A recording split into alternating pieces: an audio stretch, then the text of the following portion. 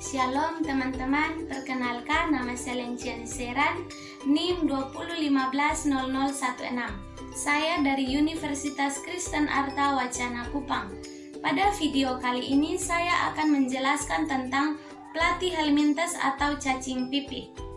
Platyhelminthes berasal dari bahasa Yunani, yaitu platy yang berarti pipih dan minthes yang artinya cacing. Jadi, platyhelminthes adalah kelompok cacing yang tubuhnya berbentuk pipih.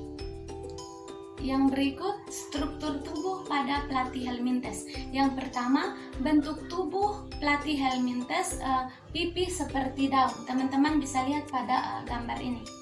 Tubuhnya pipih dan berbentuk seperti daun.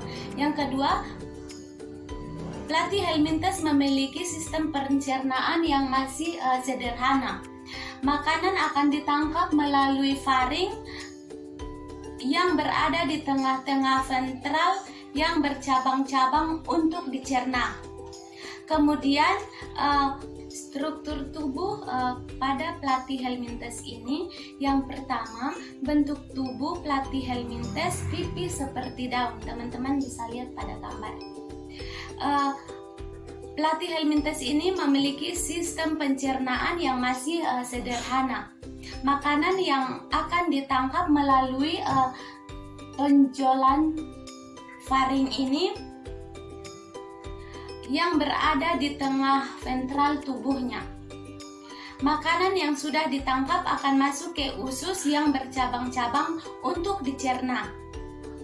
Hasil pencernaan yang berdifusi ke seluruh tubuh dan sisa pencernaan makanan akan dikeluarkan melalui mulut karena belum mempunyai anus.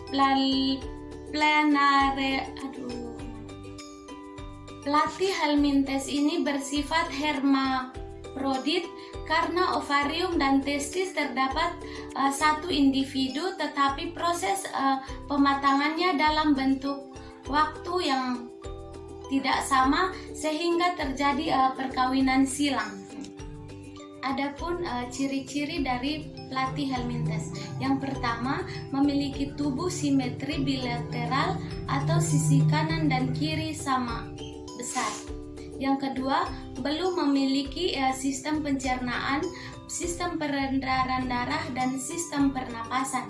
Yang ketiga, belum memiliki rongga tubuh sehingga tergolong hewan aselomata.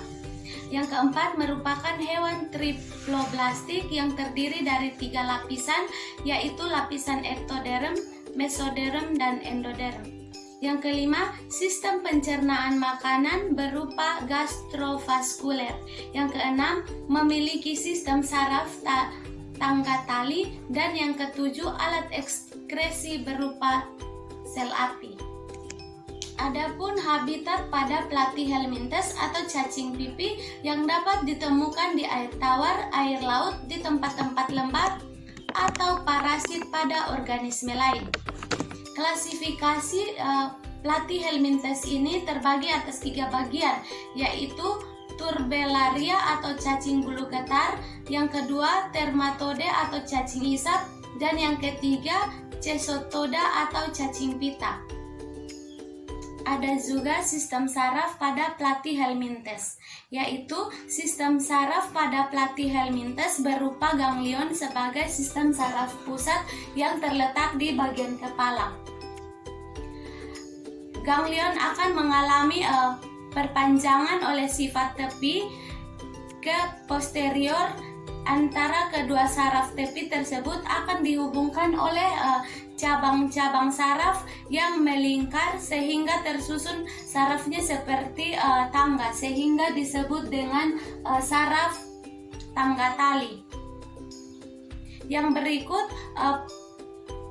platyhelminthes ini juga memiliki alat ekskresi berupa sel api atau yang disebut filament cell.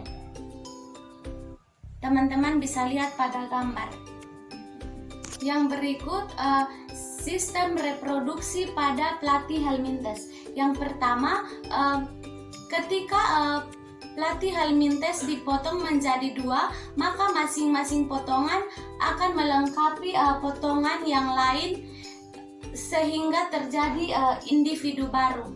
Yang berikut, jika pelatih helminthes ini dipotong dengan arah membujur atau kepala pelatih helminthes dibelah, maka akan membentuk seekor pelatih helminthes yang berkepala dua. Selanjutnya pembelahan akan kembali ke posterior sampai terjadi dua pembelahan, dan tiap pembelahan akan tumbuh menjadi cacing yang utuh.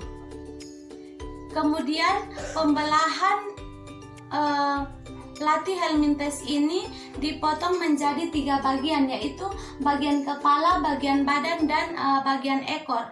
Maka bagian kepala akan membentuk badan dan ekor sehingga tumbuh menjadi individu yang baru. Yang berikut, sistem reproduksi secara seksual, yaitu terjadinya perkawinan silang antara pelatih helminthes jantan dan pelatih helminthes betina. Yang berikut, kerugian dan keuntungan pada pelatih helminthes. Yang pertama itu keuntungan. Yang pertama, semakin bertambah dan bervariasi animalia di Indonesia. Yang kedua, salah satu kelas Turbellaria yakni Planalaria sp yang digunakan sebagai indikator air bersih dan makanan ikan. Yang ketiga, pelatih helminthes sebagai indikator biologi, dengan kata lain sebagai alat percobaan bagi para ilmuwan. Yang berikut, kerugian pada pelatih helminthes ini dapat menyebabkan cacing hati ternak. Terima kasih.